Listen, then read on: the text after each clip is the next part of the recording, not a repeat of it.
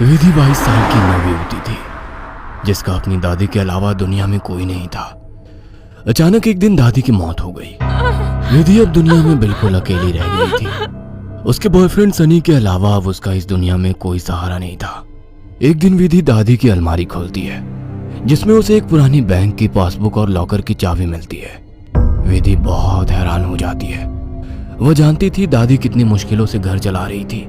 फिर ऐसे में उनके पास से मिली ये लॉकर की चाबी देखकर विधि के मन में सवालों की झड़ी लग गई थी। ऐसा क्या है उस लॉकर में जिसके बारे में दादी ने उसे आज तक नहीं बताया। सवाल बहुत सारे थे जिनका जवाब ढूंढना था। दादी की डेथ सर्टिफिकेट लेकर जब वो बैंक पहुंची तो उसे दादी की लॉकर का एक्सेस मिल गया। उत्सुकतावश उसने लॉकर खोला तो उसमें सिर्फ उसे कुछ कागज दिखाई दिए। विधि कागज लेकर घर लौट आई। उन कागजों के मुताबिक मंथनपुर में एक बड़ी हवेली दादी के नाम थी।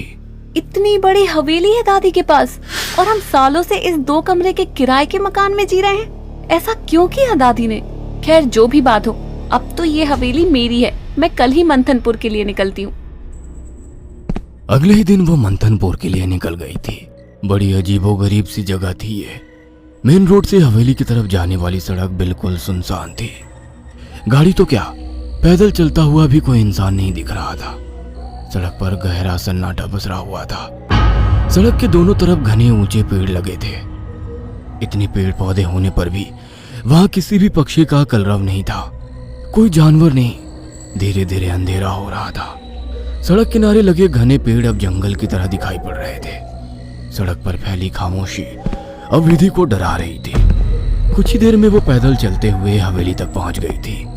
हवेली काफी पुरानी दिखाई पड़ रही थी। ऐसा लगता था कि सालों से वहां किसी ने पैर ही नहीं रखा। हवेली के 500 मीटर के दायरे में गिने चुने ही मकान थे और जो थे वो भी खाली पड़े हुए थे। विधि के मन में कुछ अजीब सी उथल पुथल मची हुई थी। मेन गेट खोलकर वो हवेली के अंदर पहुंच गई। अंदर का नजारा देखकर वो दंग रह गई थी। पूरी हवेली जगमगा रही थी। अंदर महंगे फर्नीचर और सजावटी सामान देखकर विधि का मुंह खुला का खुला रह गया था। अरे वाह, ये हवेली तो बहुत वेल मेंटेन्ड है। लगता है यहाँ जरूर कोई रहता है। हेलो, कोई है?